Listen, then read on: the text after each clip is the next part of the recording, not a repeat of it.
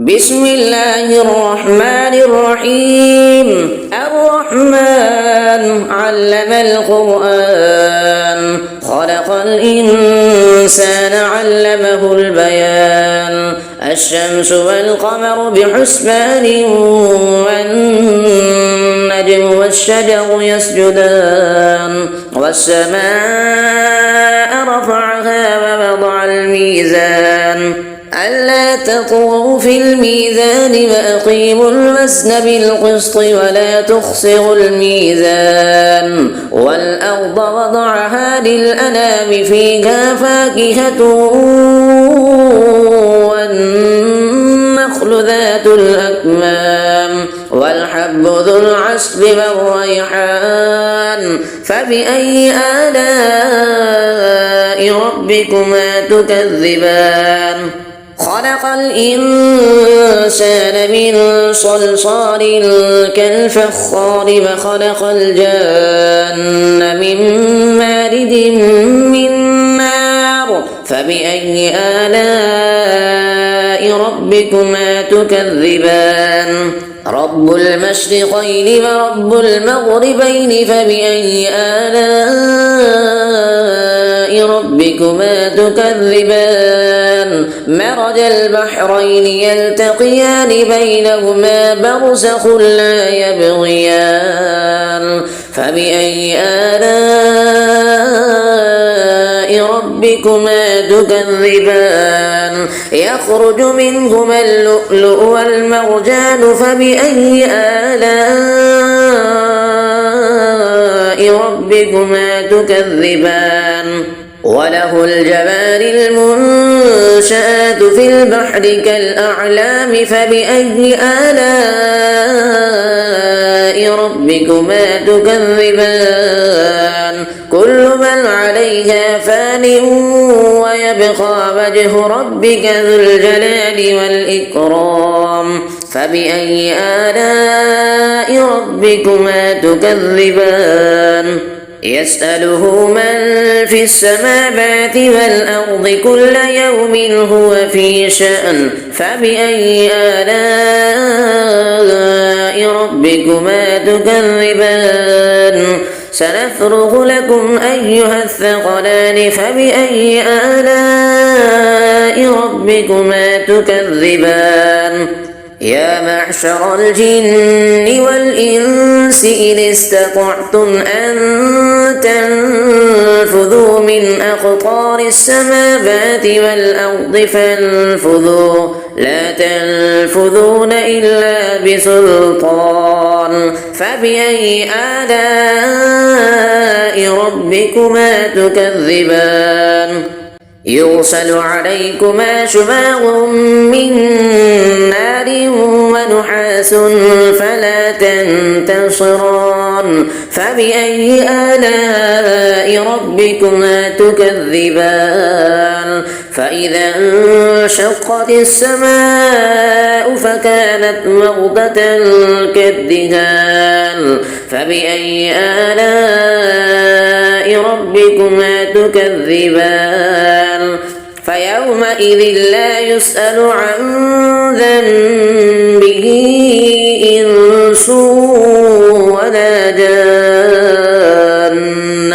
فبأي آلاء ربكما تكذبان؟ يعرف المجرمون بسيماهم فيؤخذ بالنواصي والأقدام.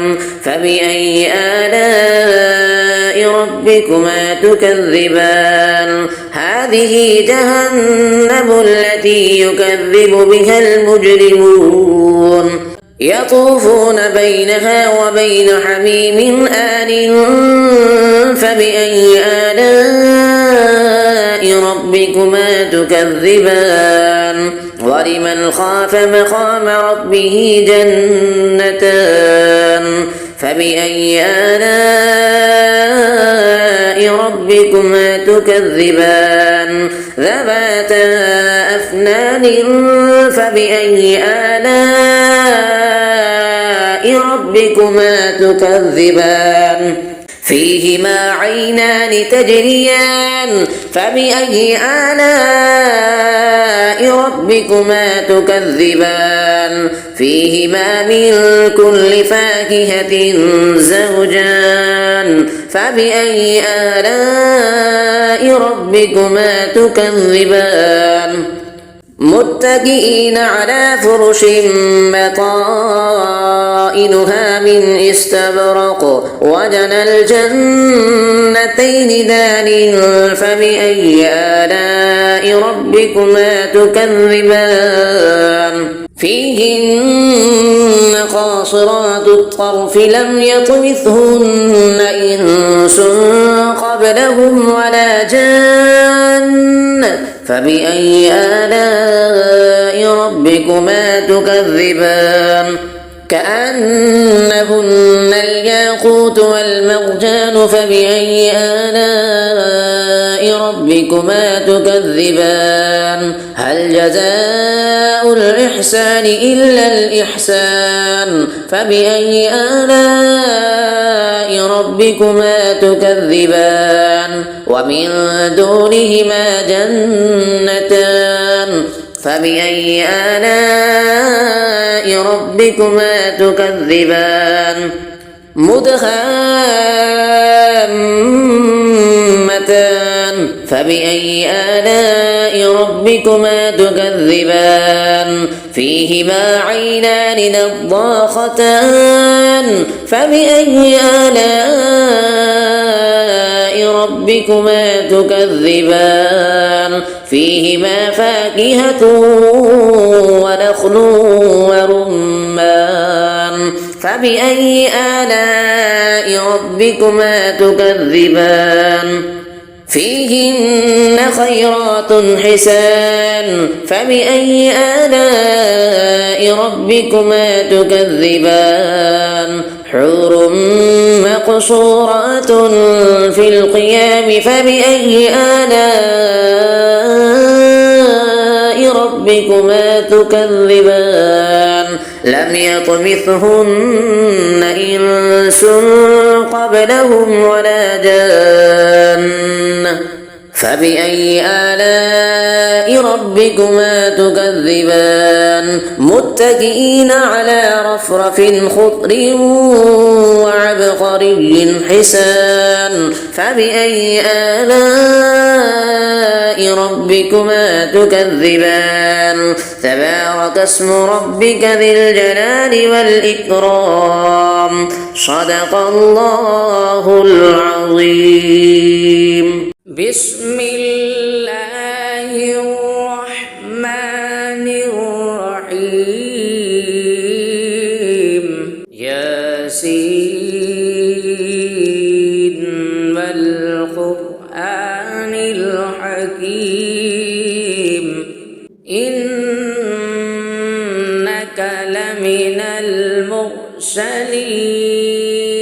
على صراط مستقيم تنزيل العزيز الرحيم لتنذر قوما ما أنذر آباؤهم فهم غافلون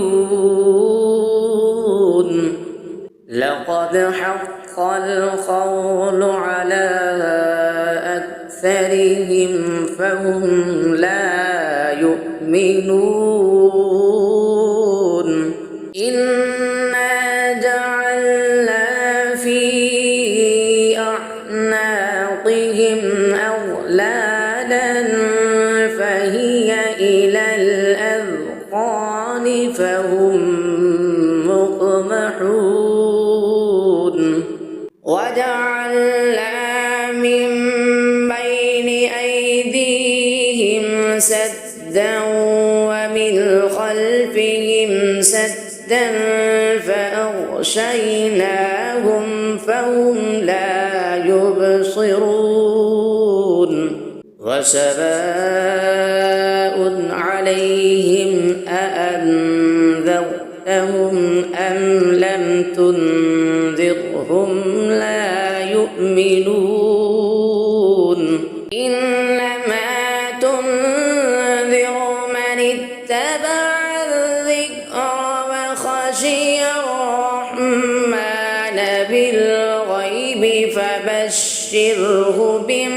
مغفرة وأجر كريم إنا نحن نحيي الموتى ونكتب ما قدموا وآثارهم وكل شيء أحصيناه في إمام مبين واضرب لهم مثلا أصحاب القرية إذ جاءها المرسلون إذ أرسلنا إليهم اثنين فكذبوهما فعززنا بثالث فقالوا إنا إليكم مرسلون قالوا ما أنتم إلا بشر مثلنا وما أنزل الرحمن من شيء إن أنتم إلا تكذبون قالوا ربنا يعلم إنا إليكم لمرسلون وما علينا إلا البلاغ المبين قالوا إنا تطيرنا بكم لئن لم تنتهوا لنرجمنكم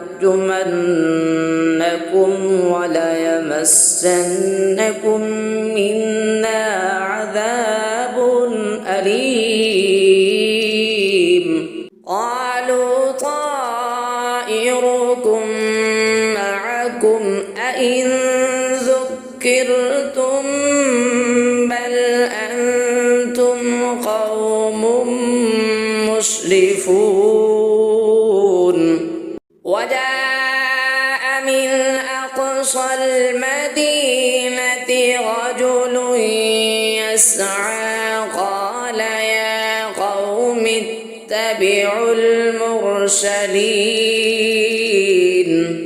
اتبعوا من لا يسألكم أجرا وهم مهتدون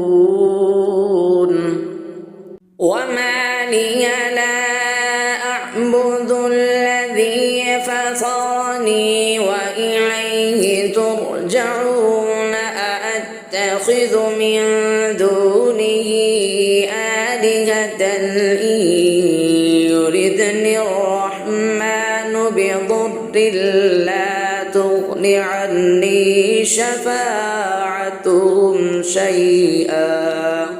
شفاعتهم شيئا ولا ينقذون إني إذا لفي ضلال مبين إني آمنت بربكم فاسمعون قيل ادخل الجنة قال يا ليت قومي يعلمون بما غفر لي ربي وجعلني من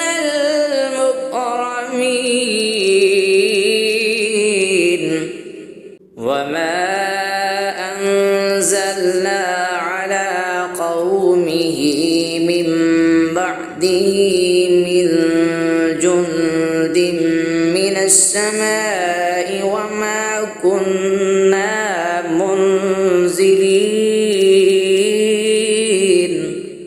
إن كانت إلا صيحة واحدة فإذا هم خامدون يا حسرة على العباد ما يأتي يأتيهم من رسول إلا كانوا به يستهزئون ألم يروا كم أهلكنا قبلهم من القرون أنهم إليهم لا يرجعون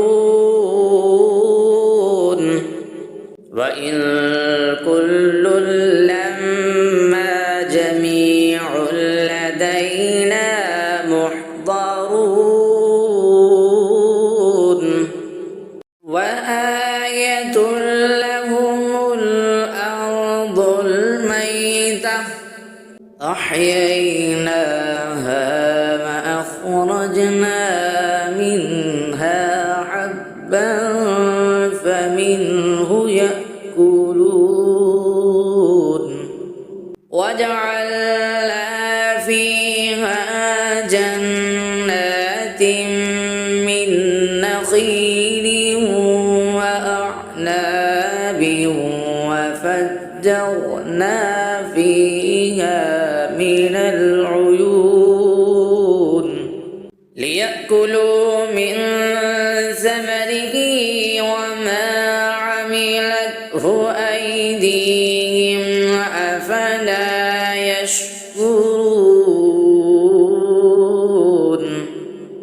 سبحان الذي خلق الأزواج كلها مما تنبت الأرض ومن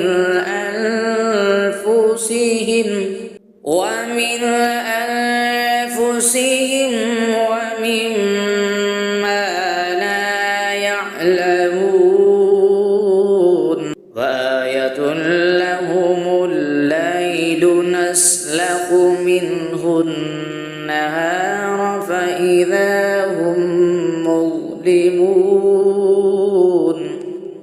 والشمس تجري لمستقر لها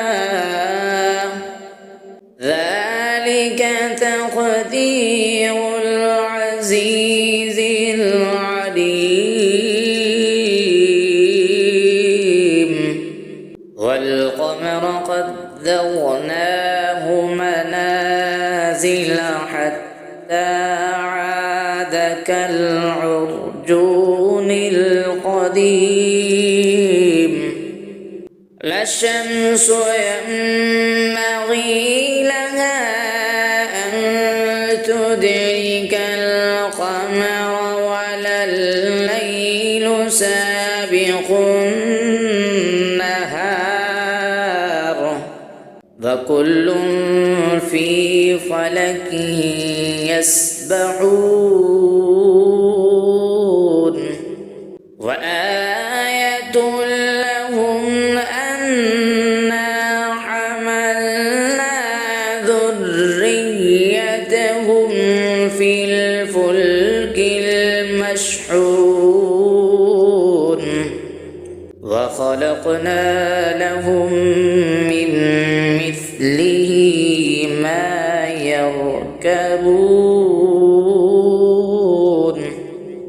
وإن نشأ نغرقهم فلا صريخ لهم ولا هم ينقذون إلا رحمة منا ومتاعا إلى حين وإذا قيل لهم اتقوا ما بين أيديكم وما خلفكم لعلكم ترحمون وما تأتيهم من آية من آيات ربهم إلا كانوا عنها معرضين وإذا قيل لهم أنفقوا مما رزقكم الله قال الذين كفروا للذين آمنوا أنطعم من لو يشاء الله أطعمه إن كنتم إلا في ضلال مبين ويقولون متى هذا الوعد إن كنتم صادقين ما ينظرون إلا صيحة واحدة تأخذهم وهم يخصمون فلا يستطيعون توصية ولا إلى أهلهم يرجعون ونفخ في الصور فإذا هم من الأجداث إلى ربهم ينسلون قالوا يا ويلنا من بعثنا من مرقدنا هذا ما بعد الرحمن وصدق المرسلون إن كانت إلا صيحة واحدة فإذا هم جميع لدينا محضرون فاليوم لا تظلم نفس شيئا ولا تجزون إلا ما كنتم تعملون إن أصحاب الجنة اليوم في شغل فاكهون هم وأزواجهم في ظلال على الأرائك متكئون لهم فيها فاكهة ولهم ما يدعون سلام قولا من رب رحيم وامتازوا اليوم أيها المجرمون ألم أعهد إليكم يا بني آدم ألا تعبدوا الشيطان إنه لكم عدو مبين وأن اعبدوني هذا صراط مستقيم ولقد أضل منكم جبلا كثيرا أفلم تكونوا تعقلون هذه جهنم التي كنتم توعدون اصلوها اليوم بما كنتم تكفرون اليوم نختم على أفواههم وتكلمنا أيديهم وتشهد أرجلهم بما كانوا كانوا يكسبون ولو نشاء لطمسنا على أعينهم فاستبقوا الصراط فأنى يبصرون ولو نشاء لمسخناهم على مكانتهم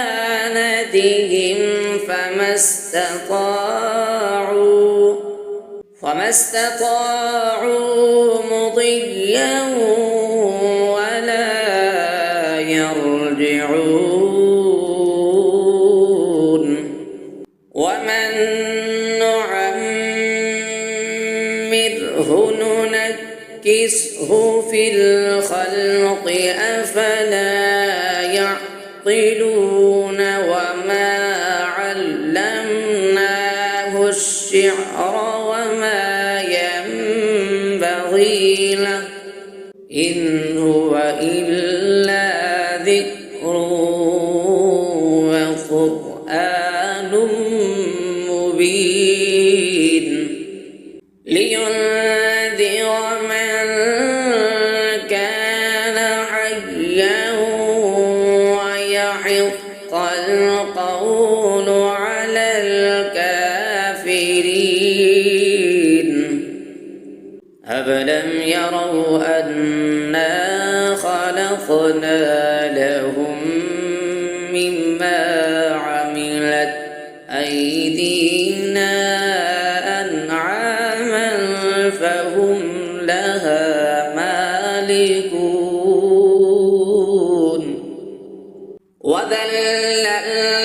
وذللناها لهم فمنها ركوبهم ومنها يأكلون ولهم فيها منافع ومشارب أفلا يشكرون واتخذوا من دون الله آلهة لعلهم ينصرون لا يستطيعون نصرهم وهم لهم جند محضرون فلا يحزنك قولهم إنا نعلم ما يسرون وما يعلنون أفلم ير الإنسان أنا خلقناه من نطفة فإذا هو خصيم مبين فضرب لنا مثلا ونسي خلقه قال من يحيي العظام وهي رميم قل يحييها الذي أنشأها أول مرة وهو بكل خلق عليم الذي جعل لكم من الشجر الأخضر نارا فإذا أنتم منه توقدون أفليس الذي خلق السماوات والأرض بقادر على أن يخلق مثلهم بلى وهو الخلاق العليم إنما